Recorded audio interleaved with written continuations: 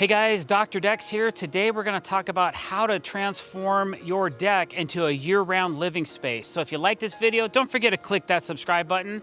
So we're in the middle of a build in Tacoma, Washington. We have this large deck, about 600 square feet, and we have it built. We don't have the railings done yet. So to create a year-round living space, the first thing you got to do is waterproof your deck. So this deck has a waterproof bladder over it before we installed the deck boards. So the first thing you need is a waterproof system. It could be a bladder, it could be an under deck system, depending on what you want it to look like underneath for the finish. So I just thought we'd start on the upper deck. This deck's built. You can see all the decking's laid. We face screwed this. We used Fasten Master Cortex plugs to plug all the face screws. Everything's done in stainless steel, and it looks really nice, and it's ready for railing. But underneath this deck, there's a waterproof bladder. So let's go downstairs and we'll start talking about some of the other features that we're having on this deck so that it becomes a year-round living space. All right, so now we're downstairs, and you'll notice that it's completely dry down here because the bladder's doing its job.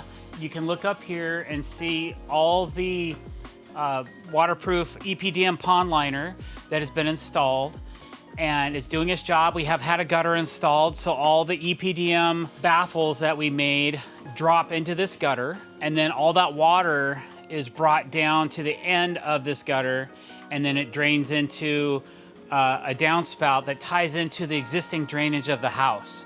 So water management is kind of important when you want to create a year-round living space underneath a deck. So now that that's done, I want to talk a little bit about the spans as well, because we have this big glue lamb right here that is spanning 24 feet between posts. And the reason we did that is so that they could have an open space. So when they're down here and they have their furniture down here and they have this killer view, there's not a post right here, right in the middle of their view. Now, some people won't mind that, but my clients went to the extra expense to have that massive beam brought in so that they could enjoy the view and have the minimal amount of posts needed to sustain the weight of this deck. With that being said, we also ran large joists from the house to the beam so that we could keep a free clear span, so there's no posts or beam in the center of this deck as well. So there's no center post, there's no post up against the house or out here that would obstruct any of this room or this space that has been created.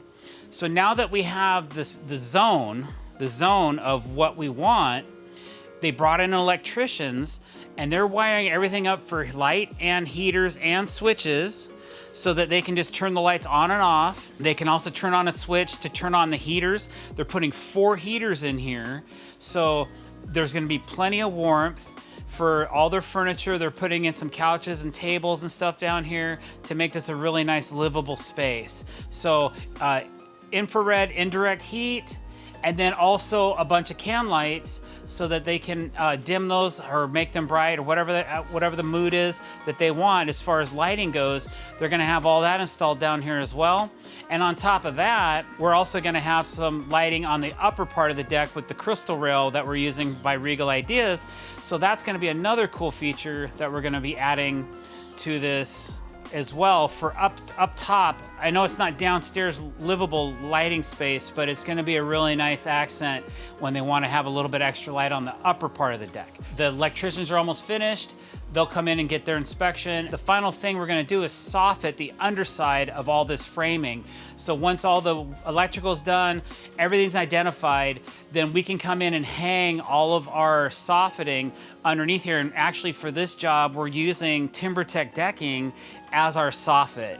So that's gonna be the first time I've ever done that, but the reason I wanna do it is because if there's ever a leak in the bladder for some reason, 1, it won't damage the soffitting, and 2, we can take it down and fix the leak and then put it back up and refasten it and put the corks in it, and you won't know that we are ever here. That's basically how we're making this space livable all year round. Even if it's 30 degrees out, they have enough heat. They're running 4 30-amp circuits to run 4 heaters. They can stay toasty warm down here even on the coldest days that we get here in Washington State. All right, guys, thanks for watching this video. Please don't forget to click the subscribe button, hit that bell icon to be notified when we're putting out new content. Have a great day.